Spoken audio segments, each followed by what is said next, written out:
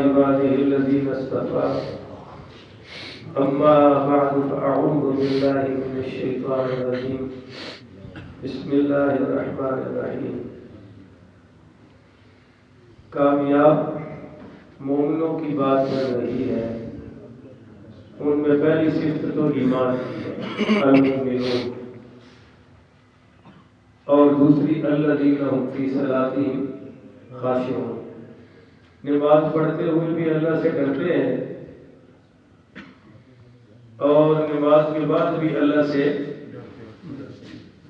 دیکھ لو سب توڑ کے قریب آنا کیڑا مشکل ہے کہ میں کتنی بار گیا سارے اتنے بیٹھے رہتے ادھر والے بھی اتنے بیٹھے گے ادھر والے بھی اتنے بیٹھے، اپنے محبت پیدا کرو کہ تھوڑے امام نے عالم نے گل کہی ہے اس سے عمل ہونا چاہیے بھائی، ایسا تھی بھی قریب آ جاؤ آگے آ جاؤ، ہلکا بناؤ یار، صحابہ کرام کا ثواب ملے گا تو آپ کو ہلکے بنانا ہے والی گل ماشاءاللہ اور پتہ لگے۔ اب آپ توجہ سے ذرا دل کے کانوں سے آج کا مضمون سننا ہے، الذین هم فی صلاتہم خاشعون، نماز میں بھی اللہ سے ڈرتے ہیں اور نماز کے بعد بھی اللہ سے۔ تیسری صفت کیا ہے؟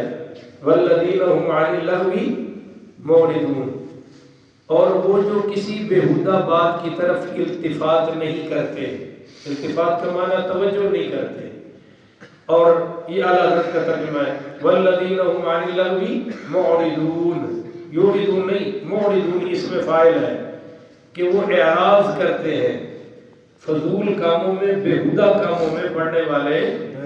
ترمذی شریف میں حدیث آ رہی ہے، سرکار دو عالم صلی اللہ علیہ وآلہ وسلم نے فرمایا کہ من حسن اسلام المرء ترکہ ما لا یعنیہ، کہ بندے کے پورے اسلام کی خوبی یہ ہے کہ وہ فضول کام کرتا، لا یعنی کام جن کا کوئی فائدہ نہیں ہے۔ اچھا جن کا فائدہ نہیں ان سے بچنا چاہیے، ہم تو زبان سے وہ کرتے ہیں جن کا نقصان ہے، غیبت، چغلی، حسد اور برے بول، انتظامات، الزامات، سنی سنائی باتوں کو آگے پھیلانا، یہ سب جرائم ہے بھائی، ہم وہ کرتے ہیں۔ اور قرآن کیا کہہ رہا ہے کہ فضول کام جس میں دنیا کا بھی کوئی فائدہ نہیں اور آخرت کا بھی کوئی فائدہ نہیں ہے، بعض سارا دن اخبار کے پیچھے پڑے رہتے ہیں، بعض نے ماشاءاللہ ہر قسم کی ہیڈ لائن سننی ہوتی ہیں، بعض میچ کے بڑے شوقین ہیں، بعضوں کو جناب اور کوئی چیزیں پسند ہیں جن کا دینی بھی فائدہ نہیں اور بولو دنیاوی بھی کوئی فائدہ نہیں، ان سے مومن اعراض کرتا ہے، بچ کے رہتا ہے۔ کیوں؟ حضرت عبداللہ ابن مسعود بڑی رضی اللہ تعالیٰ عنہ نے دیکھا کہ وہ ایک محفل ہے گپ شپ کی، پتہ ہے لوگ بہ جاتے ہیں، بیبیاں بھی باہر کراتے کھڑے ہو گئی سڑک کے اتھے بہ جاتی ہیں، خاص کر جدو جون جولائی کی بجلی گئی ہوئے نا تے ساریاں ماشاءاللہ بوئے تے کٹھیاں ہو جاندیاں نے، وہ دسدیاں نے بھی میری نو نے میرا اینج جینا حرام کیتا ہے تے وہ دسدی ہے میرے والی بھی چنگی نہیں، تے اس طرح کی ساری محفلیں لگتی تھی تو بندے بھی بیٹھتے ہیں۔ آج بھی بابے آپ دیکھ لیں جا کر شیرہ والا باغ میں کیا کرتے ہیں، گاؤں کے جو بابے ہیں وہ اکٹھے ہو کر تاش کھیلنا شروع کر دیتے ہیں وغیرہ وغیرہ۔ تو حضرت عبداللہ ابن مسعود رضی اللہ تعالیٰ عنہ نے دیکھا کہ کچھ بندے بیٹھے ہیں فضول گپ شپ لگا رہے ہیں، کوئی اپنے باپ دادے کی تعریف کر رہا ہے، کوئی کچھ، ہم میں بچ کے جاؤ، اور کوئی راستہ نہیں تھا۔ انہوں نے پہلے تو چہرے پر چادر کا نقاب کیا اور ایسے منہ چھپا کے دور سے گزرے، ایسے گزرے کہ ادھر دیکھا بھی نہیں، جیسے ان کو پتہ ہی نہیں کہ کوئی محفل ہو رہی ہے، حالانکہ اسی سے تو بچنے کے لیے سارا اہتمام کر رہے ہیں۔ تو کسی صحابی نے جا کر سرکار کو خبر دے دی کہ یا رسول اللہ آج عبداللہ ابن مسعود نے یہ کام کیا ہے، تو میرے آقا کریم صلی اللہ علیہ وآلہ وسلم نے فرمایا کہ یہ تو اس آیت پر عمل ہو گیا، وَإِذَا مَرُّوا بِاللَّغْوِ مَرُّوا كِرَامًا، کہ جب کوئی، یہ سورہ فرقان ہے اور اس کی بھی ہم آخری آیات کو پیش کریں گے، عباد الرحمن والی آیات بڑی کمال کی ہے کہ اللہ کہہ رہا ہے میرے جو خاص بندے ہیں نا رحمان کے، وہ جب کوئی فضول کام دیکھتے ہیں تو اپنی عزت اور وقار کے ساتھ گزر جاتے ہیں، اس میں ملوث ہوتے یہ نہیں ہوتی میں تے گزر رہا سی بس پھر انہوں نے مینوں بھی سمجھ لیا کہ پھر میں بھی وچ بہ ہی گیا مینوں پتہ لگیا نہیں۔ کرامہ اپنے وقار کے ساتھ، وہ کہتے ہیں بھائی اس میں بیٹھنا ہمارے وقار کے خلاف ہے۔ ما يلفظ من قول الا لديه رقیب عتید، کہ تمہارا ہر بول لکھا جا رہا ہے، تو ہم فضول کام بھی نہ کریں اور فضول کلام بھی، یہ نماز کا اثر ہونا چاہیے۔ اور اے انشاءاللہ گیٹ پار کرنا ہے نا تو غیبت شروع ہو جائے گی، یہ سارا کام ہے۔ امام صاحب مقتدیوں کی شروع کر دیتے ہیں، مقتدی امام کی شروع کر دیتا ہے، تو ایک سے کم ہی شروع ہو گیا۔ کب سے ہم نماز پڑھ رہے ہیں یار، کب سے ہم درس قرآن اور درس حدیث اور ہر جمعے کا خطاب، ہر ختم شریف پہ خطاب، تو کتنا اثر لیا ہے۔ مرنا نہیں ہے، قبر میں نہیں جانا، کیا ہمارے اعمال پیش نہیں ہونے یا ہمارے اعمال کا وزن نہیں ہونا؟ جب یہ سب کچھ ہونا ہے تو آج ہم اپنے اپنے دل میں اللہ سے وعدہ کریں کہ فضول کلام کریں گے بھی نہیں اور سنیں گے بھی نہیں انشاءاللہ۔ کہہ دو نا زور سے انشاءاللہ۔ اور فضول کام کریں گے بھی نہیں اور کرنے دیں گے بھی نہیں۔ اچھا، سورۃ الواقعہ میں یہ آ رہا ہے کہ بھائی لا یسمعون فیہا لغوا ولا تأثیما، کہ جنت میں کوئی برا کلام نہیں کرے گا اور وہ کوئی برا کلام سنے گا بھی، لا یسمعون کوئی نہیں سنے گا، سنے کی تو جو کرنا ہی نہیں ہوئے گا، الا قیلا سلاما سلاما سلاما سلاما، ہر طرف سلام ہی سلام ہوگا۔ اذا خاطبهم الجاہلون قالوا، جس کو آتا ہے کر دو نا، قالوا، جو آپ کو بلائے ہو جی میں بتاؤں فلاں کے بچہ کیا کرتا ہے، فلاں کی بچی کیا کرتی ہے، اس کو کہو سلام، ہمیں کوئی ضرورت ہے، اور وقار کے ساتھ گزر جاؤ بھائی، وہاں پڑھنے کی ضرورت نہیں، سننے کی ضرورت ہی نہیں ہے۔ اللہ تعالیٰ اسے محفوظ فرمائے۔ امام حسن بصری سارے پڑھو رحمت اللہ علیہ، کبھی کبھی میں بتاتا رہتا ہوں اور آپ کو یہ یاد رہنا چاہیے کہ ان کی ولادت حضرت عمر کی خلافت میں ہوئی ہے۔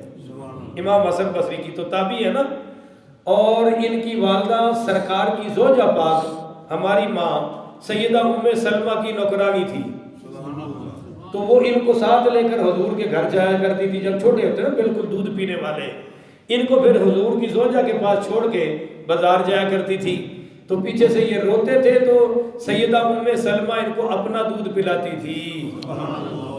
یہ ہے وہ عظیم تابعی امام حسن بصری۔ ان کو پتہ چلا کہ کسی نے ان کی غیبت کی ہے، اور غیبت تو سچی بات کی ہوتی ہے، کس کی ہوتی ہے؟ کیا بولو نا، اب میں کیا مثال دوں، آپ نے غصہ ہی نہ کر جائے، چلے میں اپنی مثال دیتا ہوں۔ آپ کہیں جی ساڈا مولوی کالا ہے، یہ غیبت ہو گئی، اب ہے تو کالا ہی ہے، پر یہ غیبت کیوں ہوئی کہ مجھے یہ پسند ہے، میں اس میں اپنی انسلٹ فیل کر رہا ہوں، آپ نے میری سیلف رسپیکٹ مجروح کر دی، اور مومن کی سیلف رسپیکٹ کعبے سے بھی زیادہ ہے، نہیں سمجھ آئی؟ طواف کرتے ہوئے حضور نے فرمایا بیت اللہ، اللہ کے ہاں تیری بہت زیادہ عزت ہے، پر ایک مسلمان کی عزت تجھ سے بھی زیادہ ہے۔ تو ابھی دیکھیے آپ نے سچ کہا کہ مولوی صاحب کا رنگ کالا ہے، مگر یہ غیبت ہو گئی، اور اگر میرا کالا نہیں اور آپ نے پھر مجھے کالا کہا تو یہ تو پھر جھوٹ بھی ساتھ آ گیا، دو گناہ ہو گئے۔ تو غیبت کہتے ہیں سچی بات کرنے کو، بولو سچی بات ہے کرنے کو۔ مرزا صاحب بہت بیمار ہے بھائی، غیبت ہو گئی کیونکہ یہ بات ان کو اچھی لگتی، اس کے بجائے مجھے کہنا چاہیے اللہ ان کو صحت عطا فرمائے، ٹھیک ہے؟ میرے صاحب میں بہت غصہ ہے جی، شہراز صاحب میں، غیبت ہو گئی، اس کے بجائے مجھے کہنا چاہیے بھائی اللہ تعالی ہم سب کو غصے سے محفوظ فرمائے۔ تو سمجھ آ رہی ہے آپ کو غیبت کس کو کہتے ہیں؟ الاشد من الزنا، الغیبت اشد من الزنا، یہ زنا سے بھی برا فعل ہو گیا، اس سے ہم اپنے آپ کو ذرا روک کے رکھیں۔ امام حسن بصری پاک رضی اللہ تعالیٰ عنہ کو پتہ چلا کسی نے غیبت کی ہے، تو شام کو کھجوروں کا ٹوکرا بھیج دیا، کہا جی یہ کس لیے؟ کہا جی وہ آپ نے میری غیبت کر کے اپنی نیکیاں مجھے دے دی ہیں، اس کے بدلے میں کھجوروں کا تحفہ پیش کر رہا ہوں۔ تو یہ بھی ایک غیبت کا نقصان ہے کہ ہماری نیکیاں اس کے کھاتے میں اور اس کے گناہ یا اللہ معاف فرما دے گا یا ہمارے کھاتے میں لکھ دے گا۔ تو اس لیے بھائی فضول کلام بھی نہیں کرنا اور بولو فضول کام بھی۔ والذین هم عن اللغو معرضون، سورہ عنکبوت میں کیا آ رہا ہے؟ ان الصلاۃ تنہی عن الفحشاء والمنکر، کہ نمازی کو ہر فحاشی سے بھی روکتی ہے اور ہر منکر سے بھی۔ اور اگر ماشاءاللہ نمازی صاحب بھی کڑیاں تکڑ لگ پوے، ساڈے ادھر حاجی ایک بابا سی فوت ہو گیا، وہ بچی دے سر تو ہاتھ پھیردا سی تے اتھے لگ تک پیچھوں لے آندا سی۔ میں ایک دن ہاتھ پھڑ لیا، میں کہا یہ تینوں شرم نہیں آتی؟ وہ بیٹی ہے۔ میں کہا بیٹی نال بھی عمل کرنا جائز ہے، تو تیریاں کتوں بیٹیاں لگ گئی ہیں؟ جی بیٹی کی عمر دی ہوئی ہے۔ میں کہا عمر اور ہے، اور یہ جو سر پہ بھی ہاتھ پھیرنا غیر محرم کے جائز ہے، یہ پھیرتے ہیں نا، بولو یہ بھی جائز ہے۔ میرے پیر و مرشد پردہ کر گئے، پیشوا اہل سنت مفسر قرآن پیر محمد افضل قادری، پڑھو رحمت اللہ علیہ۔ میں سامنے بیٹھا ہوں خدا کی قسم، اور وہ آئے عورتیں مریدیاں، جی پیار دے دیں، فرمایا بیٹیوں اللہ تمہیں خوش رکھے۔ انہوں نے سر کیے، فرمایا بیٹی سر پہ ہاتھ پھیرنا جائز نہیں ہے، اللہ تعالیٰ فضول کاموں سے محفوظ فرمائے جی۔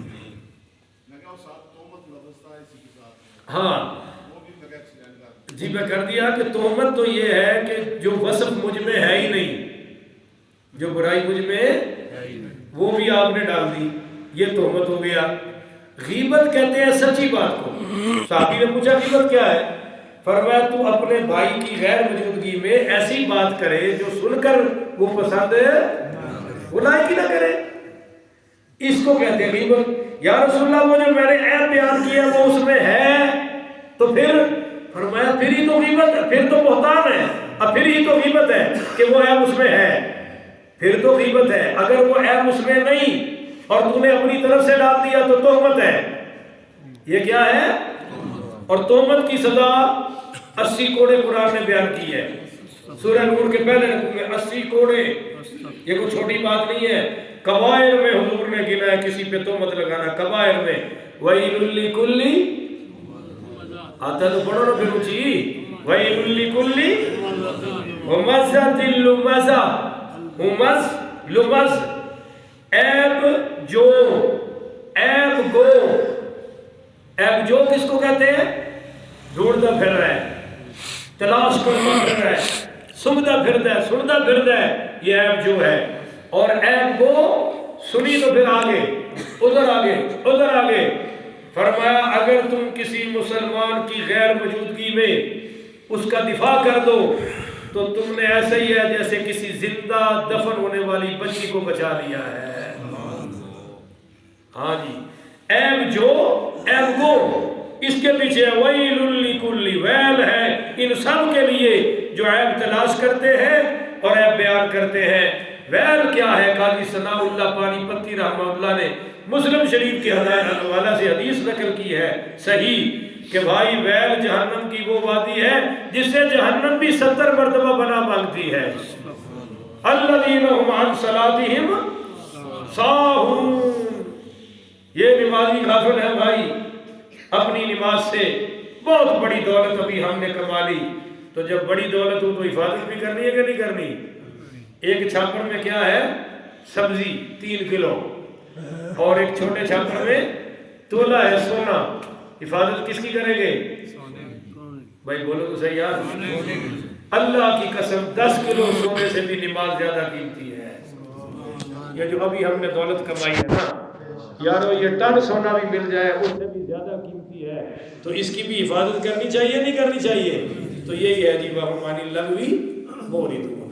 اللہ تعالیٰ ہمیں اس سے محفوظ فرمائے۔